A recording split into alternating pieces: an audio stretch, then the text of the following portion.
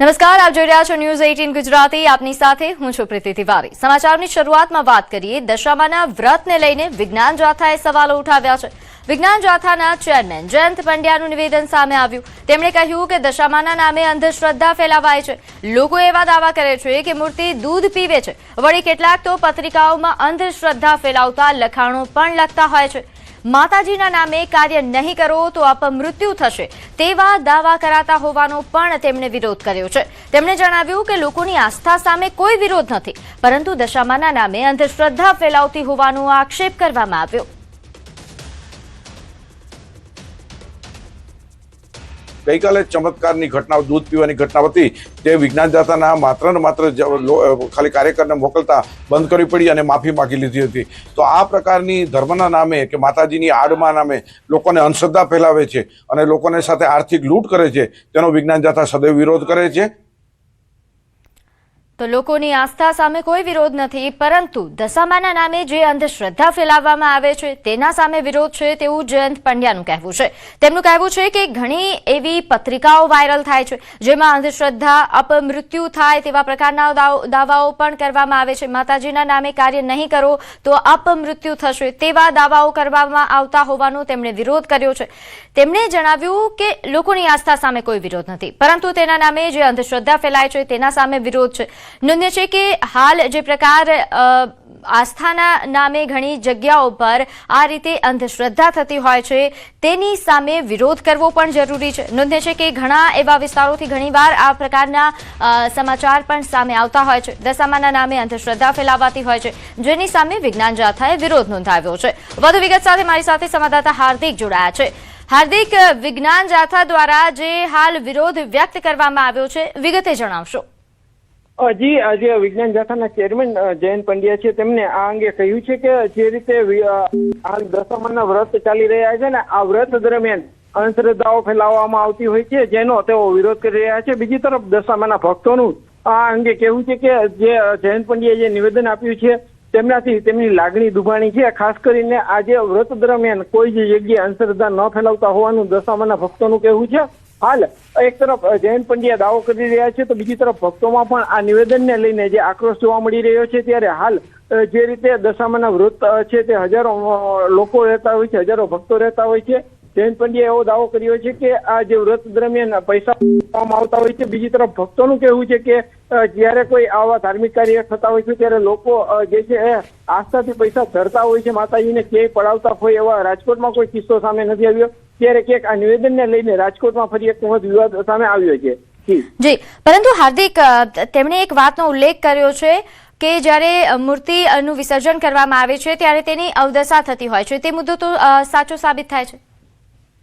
ચોક્કસથી. જે રીતે જયારે માતાજીની મૂર્તિઓ જયારે વિસર્જન થતી હોય છે ત્યારે ક્યાંક અવદશાઓ સામે આવતી હોય છે, પરંતુ એ બાબતે જે ભક્તોએ પણ ક્યાંક ધ્યાન રાખવું જોઈએ ને ભક્તો પણ સ્વીકારે છે કે માતાજીનું જયારે વિસર્જન થાય ત્યારે તેમની મૂર્તિ છે તે જે એક આસ્થા સાથે વિસર્જન થતી હોય છે ત્યારે તે કોઈ કચરાના સ્વરૂપમાં જોવા ન મળે. પરંતુ જે જયંત પંડ્યાએ જે પૈસા પડાવતા હોવાનો જે દાવો કર્યો છે, આ દાવા સામે જે દેવી પૂજક સમાજ છે તેમાં પણ આક્રોશ જોવા મળી રહ્યો છે. આ ઉપરાંત જે હજારો મહિલાઓ છે જે દશામાનું વ્રત રહેતા હોય છે તેમાં પણ ક્યાંક આક્રોશ જોવા મળી રહ્યો છે. ત્યારે હાલ આ સમગ્ર જે વિવાદ છે તે ફરી એક વખત રાજકોટની સામે આવ્યો છે. જી, આભાર માહિતી આપવા બદલ. તો આ તરફ સુરતના ડિંડોલીમાં ધાર્મિક કાર્યક્રમમાં હોબાળો મચ્યો. ધાર્મિક કાર્યક્રમ દરમિયાન અશ્લીલતાના આક્ષેપ લાગ્યા. પવિત્ર શ્રાવણ માસમાં યોજાયેલા કાર્યક્રમમાં મર્યાદા ભંગ થઈ તેવો આરોપ લાગ્યો છે. ભગવાનના કાર્યક્રમમાં સ્ટેજ પર અશ્લીલ ડાન્સ કરવામાં આવ્યા હોવાના પગલે શ્રદ્ધાળુઓ અને સ્થાનિકોમાં ભારે રોષ છે. કાર્યક્રમમાં અશ્લીલતા ફેલાવ્યાના આક્ષેપથી વાતાવરણ ગરમાયું. મામલો વધુ વકરતા કાર્યક્રમ સામે જે વ્યાપક વિરોધ જોવા મળ્યો, જે જોતા જ આયોજકોએ પોતાની ભૂલ સ્વીકારી અને આયોજકોએ જાહેર જનતા સમક્ષ માફી માંગી.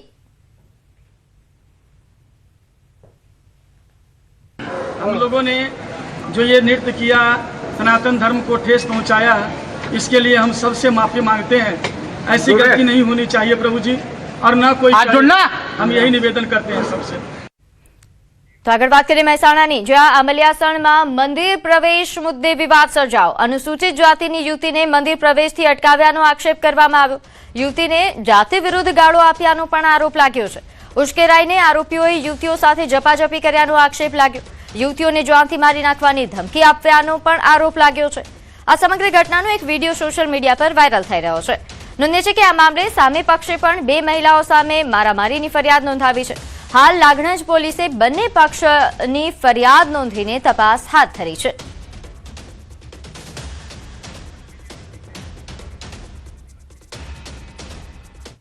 હવે વાત કરીએ જંગલ જમીન અને વિવાદ પર.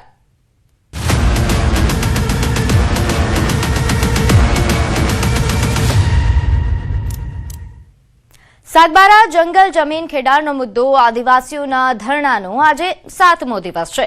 જમીન આંદોલન હવે રાજકારણનું એપિસેન્ટર બની ગયું છે.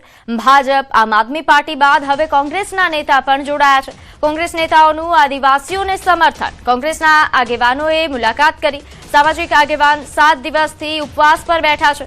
લીલા વસાવાએ 7 દિવસથી ભોજન નથી લીધું.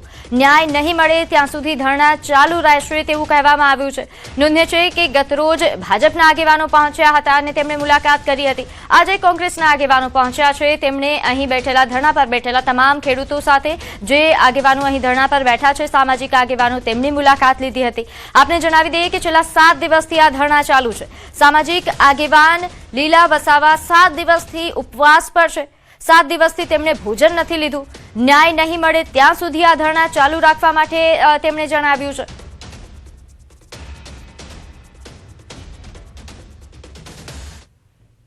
જે સાગબારાના જે જંગલ જમીનનો મુદ્દો છે એ જંગલ જમીનના ખેડાણના મુદ્દા લઈને આદિવાસીઓ ધરણા પર બેઠા છે. આજે આ ધરણાનો 7મો દિવસ છે. 7 દિવસથી સતત વરસતા વરસાદમાં પણ આ લોકો મક્કમ થઈ અને પોતાની જંગલ જમીન ખેડાણના હક માટે સરકાર સામે લડી રહ્યા છે. ત્યારે કહી શકાય કે જે જંગલ જમીનનો જે મુદ્દો છે એ હવે રાજકીય પણ રંગ લઈ ચૂક્યો છે અને અનેક નેતાઓ આ આદિવાસીઓને મળવા પહોંચ્યા છે. ત્યારે અનેક નેતાઓ દ્વારા બાહાદારી પણ આપવામાં આવી છે કે એમનો ઉકેલ આવશે, પરંતુ લીલાબેન જે ભાજપના આગેવાન છે, લીલાબેન છેલ્લા 7 દિવસથી ઉપવાસ પર છે. એમને એક અન્નનો દાણો પણ નથી ખાધો. બેન, શું કહેશો આ બાબતે અને ક્યાં સુધી આવું રહેશે? અન્નનો દાણો તો નહીં જ લીધો, કેમ કે અમારી જે માંગ છે તે હજુ સુધી અમને મળી નથી અને જ્યાં સુધી અમારી માંગ પૂરી નહીં થશે ત્યાં સુધી અમે ઉપવાસ ચાલુ જ રાખીશું અને ધરણા પણ ચાલુ જ રહેશે. અને જે બી કંઈક રાજકીય રીતે જે બી અમને જાણવા મળે છે ઘણું બધું, અને જે સુરત જિલ્લાના જે મેસેજો અમને મળે છે ખેડૂતોના, તે મેસેજો બી સારા અમને મળતા નથી. કેમ કે પહેલાં એવું બધું હતું નહીં, પણ હમણાં 2 દિવસમાં આ લોકોના મીડિયાના માધ્યમથી એ લોકો અમારો વિરોધ કરે છે. તો એના લીધે અમે થોડા ટેન્શનમાં વધારે છે. તો સરકાર અમારું સાંભળશે જ. અમને તો વિશ્વાસ છે કે સરકાર અમારા માટે જે બી કંઈક કરશે તે સારું જ કરશે. 15મી ઓગસ્ટ પછીનો વાયદો અમને કર્યો છે. સાહેબશ્રીએ, અમારા સાંસદશ્રીએ એવું કીધું છે કે 15મી ઓગસ્ટ સુધી થોભો તમે. હું ગમે તેમ કરીને હું સરકારમાં રજૂઆત કરીશ અને જે બી કંઈ સુખદ પરિણામ લાવવા માટેની હું કોશિશ કરીશ એવું સાહેબશ્રી અમને જાણ કરીને ગયા છે. પણ આજની તારીખમાં કોંગ્રેસના જે તુષારભાઈ ચૌધરી સાહેબ અને અનંત પટેલ સાહેબ અને એ લોકો જે બી કંઈક આગેવાનો, અન્ય કોંગ્રેસ પાર્ટીના જે આગેવાનો આવી રહેલા છે તે અમારા સમર્થનમાં જ આવે છે અને અમને એવું લાગે છે ત્યાં સુધી એ પણ અમારા સમર્થનમાં હશે. જ્યાં સુધી અમને સરકાર ઉકેલ નહીં આપશે, જ્યાં સુધી અમારા હક અધિકાર નહીં આપશે અને અમને લેખિત હુકમ નહીં આપશે, અમારી ખેતી ખેડવા માટેનું અમને હુકમ નહીં આપશે, ત્યાં સુધી અમે ધરણા રાખીશું. બિલકુલ, આ હતા જે લીલાબેન જે વસાવા છે, જેઓએ શરૂઆતથી આદિવાસીઓના પડખે રહી અને એમને ખેડૂતોને જંગલ જમીનનો ન્યાય અપાવવા માટે ધરણા પર બેઠા. આજે 7મો દિવસે પણ એમને અન્નનો એક પણ દાણો નથી લીધો. ત્યારે કહી શકાય કે જે ધરણા જે આદિવાસીઓના છે હવે રાજકીય રંગ પણ પકડી રહ્યો છે. ભાજપના જ નેતાઓ ભાજપના સામે મનસુખ વસાવા પણ લડી રહ્યા છે. આપના નેતાઓ આવે છે, આજે કોંગ્રેસના નેતાઓ પણ આવી રહ્યા છે, પરંતુ સરકાર એનો ઉકેલ નથી લાવતી. હવે જોવાનું રહ્યું છે કે જો આટલા બધા નેતાઓ આ આદિવાસીઓના પડખે અને સમર્થનમાં આવતા હોય તો એમનો ઉકેલ ક્યારે આવે છે. દીપક પટેલ, ન્યૂઝ 18 ગુજરાતી, નર્મદા. તો વાત કરીએ દાહોદની, જ્યાં પણ વિકાસના નામે જમીન સંપાદન અને મૂળભૂત સુવિધાઓના પ્રશ્ને ગ્રામજનોએ વિરોધ નોંધાવ્યો છે.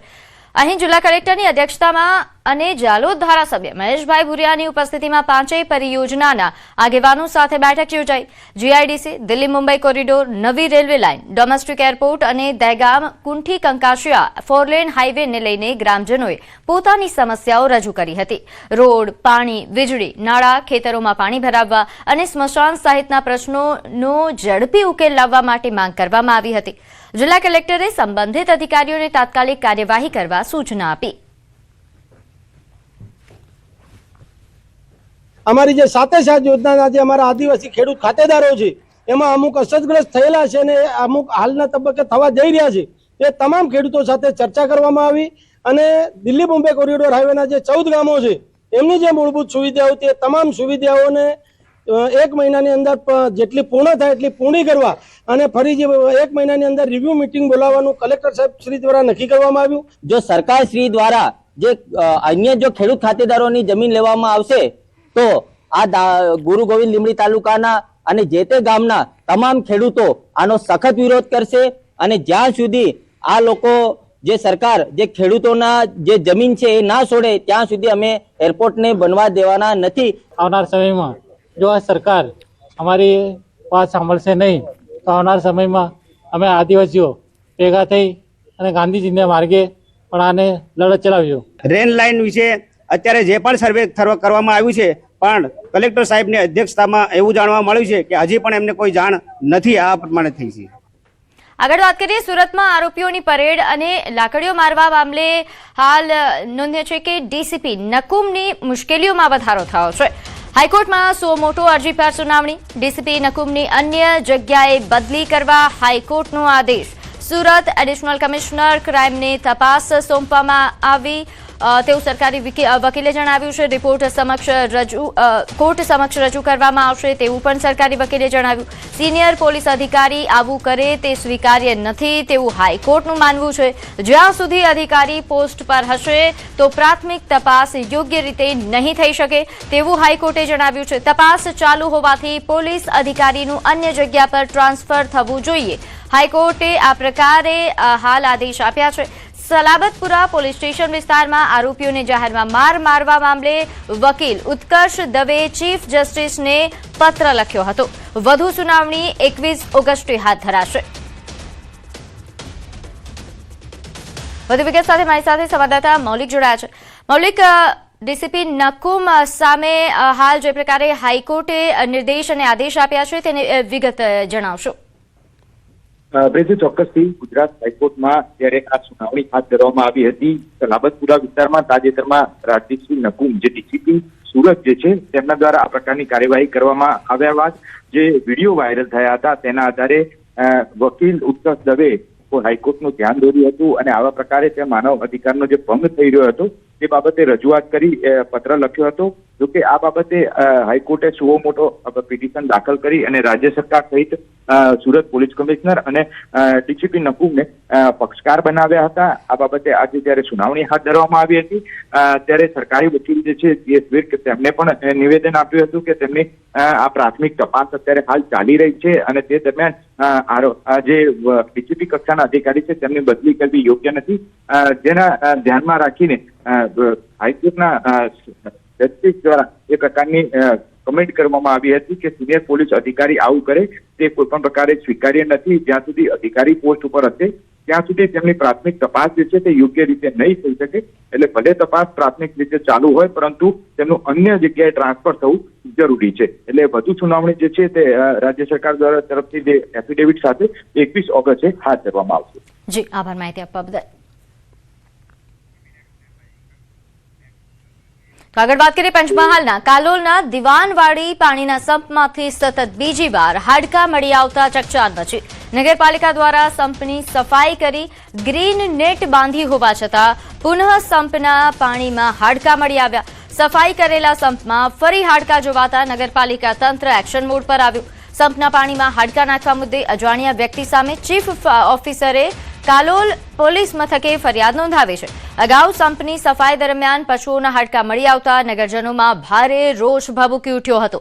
દિવાનવાડી પાણીના સંપમાંથી પીવા તરીકે પાણીનો ઉપયોગ કરાતા નગરજનોના આરોગ્ય સાથે ચેડા કરવાની આ કથિત પ્રવૃત્તિ જણાઈ આવે છે. નગરપાલિકા દ્વારા પાણીના સંપને દૂષિત કરવાના પ્રયાસ કરનારને પકડવા માટે સીસીટીવી કેમેરા ફિટ કરવામાં આવે તે પણ અત્યંત જરૂરી છે. સંપમાં હાડકાવાળું જે આ પાણી જેનો ઉપયોગ નગરજનો કરતા હોય છે તેમની ધાર્મિક લાગણીઓ પણ દુભાતા હોવાનો આક્ષેપ. આગળ વાત કરીએ જૂનાગઢ જીઆઈડીસી 2 માં જીપીસીબીના અધિકારી અને પત્રકાર બની ઉદ્યોગકારોને ધમકાવી પૈસા પડાવતી ગેંગનો પર્દાફાશ થયો છે. આ ગેંગ કારખાનેદારોને ધમકી આપી જણાવતી હતી કે તે લોકો દ્વારા છોડાયેલા પાણી પીવાથી માણસો મરી જાય છે તેવી ધમકી આપીને કારખાનેદારો પાસેથી પૈસા પડાવવામાં આવતા હતા. તે લોકો પોતાને જીપીસીબીના અધિકારી અને પત્રકાર હોવાનું કહેતા અને યુનિટ સીલ કરવું પડશે તેવી ધમકી આપીને પૈસાની માંગણી કરતા, જેને લઈને જીઆઈડીસી 2 ના ઉદ્યોગકારો અને એસોસિએશન દ્વારા તાલુકા પોલીસમાં લેખિત અરજી કરાઈ હતી. પોલીસે તપાસ કરતા જેતપુરની ગેંગના 5 શખ્સો સામે ગુનો નોંધાયો છે, જેમાં 3 આરોપીઓને ઝડપી લીધા છે. તપાસમાં સામે આવ્યું કે આ લોકો દ્વારા માત્ર 2 દિવસમાં 4 કારખાનેદારો પાસેથી 60,000 રૂપિયા પડાવવામાં આવ્યા હતા, જ્યારે એક કારખાનેદાર પાસેથી 2.5 લાખની માંગણી કરવામાં આવી હતી. આ જ રીતે અન્ય કારખાનેદારો પાસેથી પૈસા પડાવ્યા છે કે કેમ તે દિશામાં વધુ તપાસ હાથ ધરાઈ છે.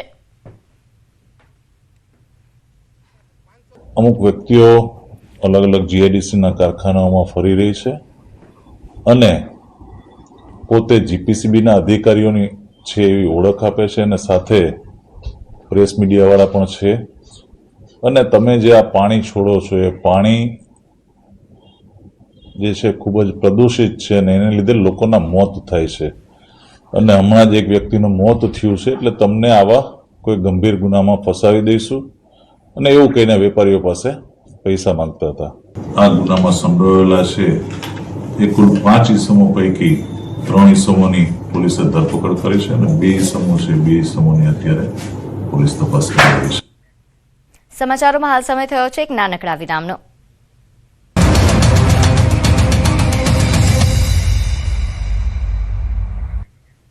Welcome back. આગળ વાત કરીએ નવસારીની, જ્યાં ધોધમાર વરસાદ નોંધાયો છે. નવસારી શહેર અને ગામડાઓમાં વરસાદ નોંધાયો.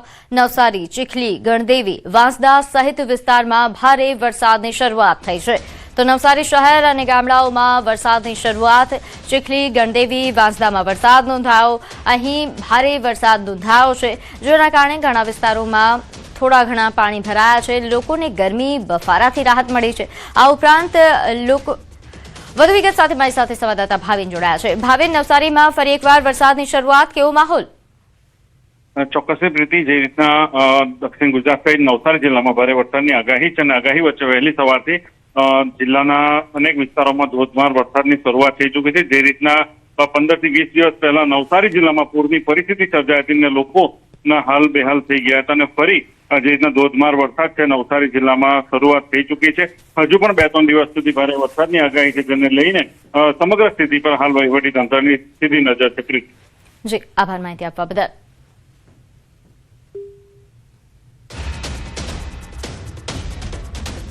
આગળ વાત કરીએ જૂનાગઢની, જ્યાં ગિરનાર અંબાજી મંદિરના વિવાદમાં નવો ધડાકો થયો. અંબાજી મંદિરના મહંતની હત્યાનું કાવતરું ઘડાયાનો આક્ષેપ. બ્રહ્મલીન તનસુખગીરી બાપુને ઝેર અપાયાનો અરજીમાં ઉલ્લેખ થયો છે.